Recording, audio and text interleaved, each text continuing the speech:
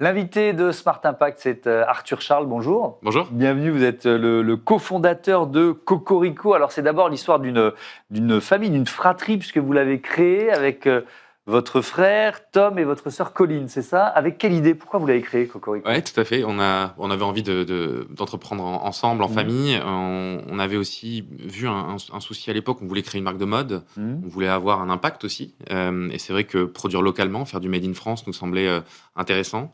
Mais on voulait lever une barrière qui était celle du prix. Le Made in France, on se rendait compte que c'était super écologiquement, super socialement. On pouvait recréer de l'emploi, on pouvait avoir un vrai impact. Mais si personne n'a les moyens de le consommer, c'était compliqué. Donc, on s'est lancé une mission dès 2017 qui était de rendre enfin accessible la production française et notamment la mode made in France. Et on va voir comment vous y arrivez depuis donc 8 ans. Vous en êtes où aujourd'hui, 8 ans après la création de Cocorico? Ouais, écoutez, on a bien grandi. Aujourd'hui, on a une marque de mode généraliste. Donc, on habille hommes et femmes des pieds à la tête. 100% made in France. On a plus de 7000 références sur notre site cocorico.store. Et en 2024, on a passé un milestone assez important. On est devenu le premier fabricant textile français avec plus de 700 000 pièces vendues sur notre site et plus de 600 000 clients actifs en ligne. Ouais. Et donc, avec cet objectif de rester accessible en prix, et donc forcément une sorte d'alternative ou de concurrence face à ce qu'on appelle l'ultra fast fashion. Vous en pensez quoi de cette loi qui a été votée, et même de l'amende qui vient d'être décidée contre Chine notamment? Oui, bien sûr. Nous, on trouve que dès que le gouvernement, nos députés prennent en main ce genre de sujet, de distorsion de concurrence, nous, on est bien sûr favorable.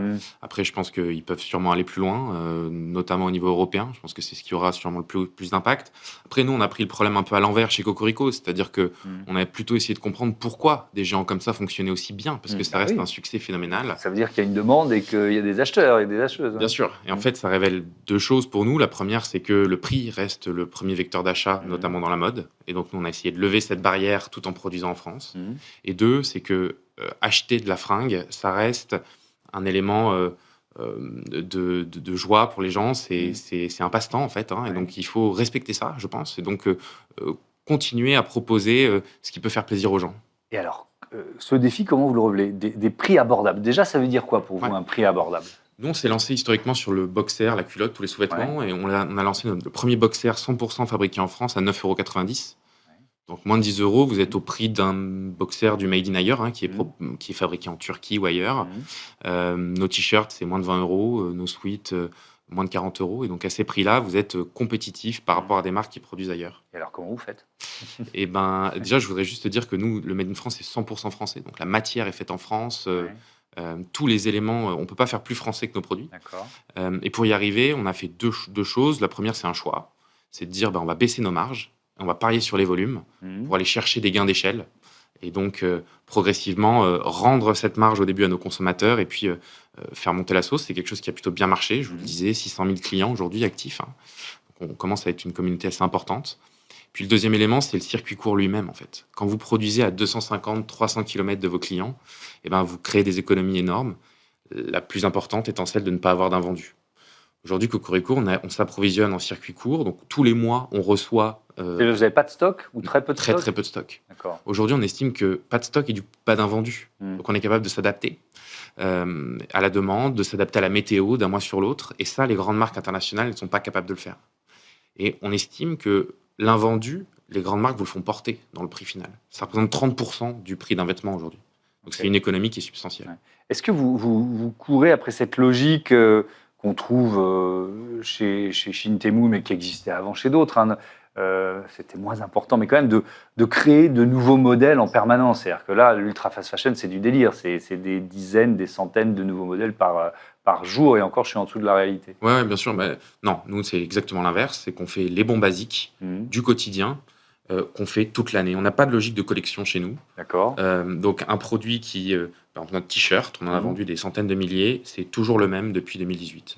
Alors, toujours le même, ça nous permet aussi de s'améliorer, d'avoir une amélioration. C'est ce que j'allais vous demander, vous le faites évoluer quand même. Bien sûr. Et c'est pour ça qu'aussi un Chine n'est pas viable économiquement dans le temps. C'est parce que quand vous lancez une robe ou un t-shirt, que vous le vendez pendant 4 jours et que vous l'arrêtez, vous avez des surstocks, c'est forcé. Vous n'avez pas pu améliorer le produit, donc il ne peut pas être qualitatif. Vous n'avez pas appris avec vos clients. Et c'est ce qui fait qu'aujourd'hui, un modèle comme Cocorico est plus sain économiquement et plus résilient. Mais comment on améliore un t-shirt? Eh ben, vous le produisez sur Ouais. des chaînes. C'est plus facile quand votre producteur il parle français et il est à 200 km de chez vous, vous pouvez aller le voir. Vous vendez, vous prenez des retours clients. Nous, on parle avec nos clients. Nos clients nous font des retours. Telle couture, tel sujet sur la maille. Et donc, on améliore la chaîne. C'est aussi l'énorme force de produire en France. C'est que vous parlez en direct avec toute la chaîne de fabrication et vous pouvez avoir un impact immédiat sur tous les éléments qui constituent votre t-shirt.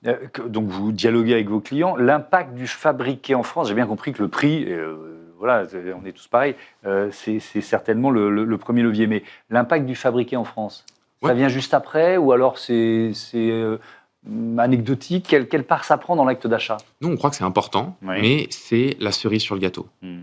Nous, le pari qu'on a fait dès le départ et qui a plutôt bien fonctionné, c'est de dire à qualité égale, à prix égal, si vous êtes Made in France, vous remportez la timbale à chaque fois. Et c'est comme ça qu'on arrivera à massifier le Made in France. C'est en levant d'abord les 2 premières barrières importantes, la qualité et le prix. Ça, nous, on l'a fait. Et si en plus vous êtes français, là, vous remportez la vente. Alors, est-ce que ça veut dire, et je reviens à l'action du gouvernement en France ou de l'Union européenne, qu'il ne faut pas forcément sanctionner les concurrents, mais faciliter l'industrialisation ou la réindustrialisation du vêtement? Oui, tout à fait. Nous, on croit beaucoup à ça. Et comment alors? Eh ben, nous, typiquement, une des solutions pour produire en France à des coûts de revient qui soient corrects, qui permettent d'avoir des prix compétitifs, c'est la technologie, c'est l'innovation dans les machines. Nous, on a par exemple acheté des machines on est les seuls en Europe à les avoir, on les a mis chez certains de nos fabricants, qui sont des machines automatiques, donc qui permettent de gagner du temps.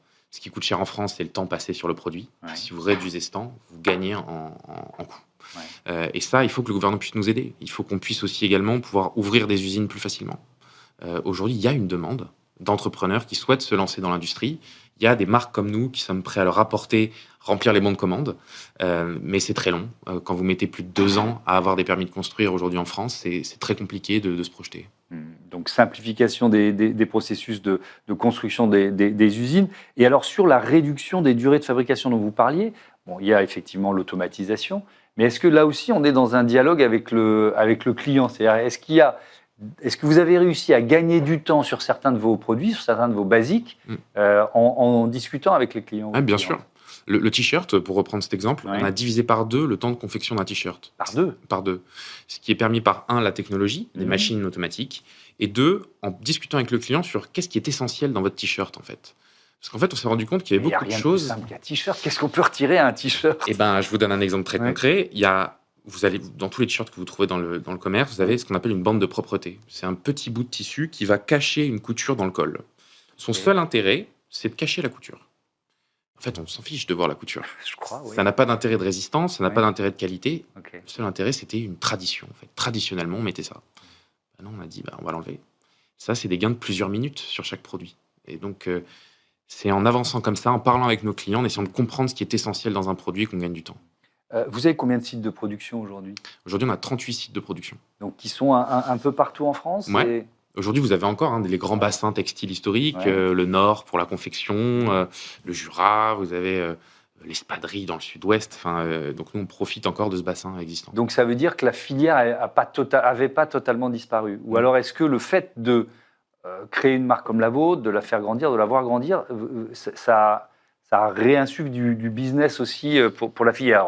Est-ce qu'il y a comment je peux tourner ça, mais des usines qui n'étaient pas loin de la fin et qui retrouvent une forme d'activité, avec vous ou d'autres d'ailleurs? Oui, bien sûr. Nous, en fait, on a trouvé, dans les années 80-90, elles ont beaucoup souffert. Il y en a beaucoup qui, finalement, ont réussi à tenir, à se passer les entreprises entre générations, à trouver des marchés publics ou des marchés très ciblés, et qui étaient ravis de nous voir revenir. Mais aujourd'hui, on a encore des capacités de production qui sont très importantes. Nos 38 usines avec Cocorico, aujourd'hui, c'est plus de 2,5 millions de pièces de capa. De capacité de production. Ouais. Et donc, c'est très important. Alors, effectivement, on est un peu plus dans un circuit court, donc ça simplifie les choix logistiques. Mais quel choix de logistique vous avez fait, par exemple? Pour l'approvisionnement, nous, aujourd'hui, on va chercher le meilleur fournisseur au meilleur endroit. Donc, c'est souvent des sujets d'automatisation. Est-ce que vous êtes bien équipé sur vos chaînes? On vient également monter des chaînes dédiées à Cocorico chez nos fabricants. Et ça, c'est très important. Ça nous permet d'avoir une chaîne qui ne s'arrête jamais, qui produit en permanence le même produit. Et on a également internalisé la logistique dès le départ. Donc on a, nous, notre propre entrepôt logistique qui est également dans le Lot. Vous êtes basé dans le sud-ouest, c'est ça? C'est ça, nous on est pur sud-ouest et on expédie nous-mêmes l'intégralité de nos commandes, on gère nos stocks, et donc ça c'est assez important aussi pour l'expérience client. Ouais. Avec pour l'instant un mode de distribution, je crois, qui est 100% numérique, c'est ça? Uniquement avec le site, ça peut changer ça? Tout à fait. Oui, bien sûr. Nous aujourd'hui, on a fait une quinzaine de millions d'euros de chiffre d'affaires sur notre site e-commerce l'année dernière. Je vous disais, premier fabricant. On passe une étape cette année et on s'ouvre au wholesale. Donc on va très bientôt annoncer plusieurs centaines de magasins qui vont nous distribuer à horizon fin d'année. Donc ça veut dire que vous ne créez pas vos magasins, mais il y aura les produits Cocorico dans des magasins. Tout à fait. Ouais. En fait, nous, l'idée, c'est d'aller au bout de la démarche qui était de donner accès. Nous, c'est l'accessibilité, notre mantra. Et donc, on voulait donner accès par le prix, bien sûr. Mais le canal de distribution est aussi un moyen d'accès. Il y a des gens qui n'achètent pas de vêtements en ligne. 80% d'ailleurs des Français achètent plutôt en magasin. Et donc, on voulait aller à leur rencontre et ouvrir plusieurs centaines de magasins d'un coup pour qu'ils puissent profiter de Cocorico au meilleur prix. Vous n'allez pas me dire avec qui, mais c'est un partenaire ou plusieurs? C'est plusieurs partenaires et donc quelques très gros. Bon, ok, on attend ça avec impatience. Merci beaucoup Arthur Charles et bon vent à Cocorico. On passe à notre Zoom, on va parler des directions des achats au cœur de ces enjeux de RSE, de responsabilité sociale et sociétale des entreprises.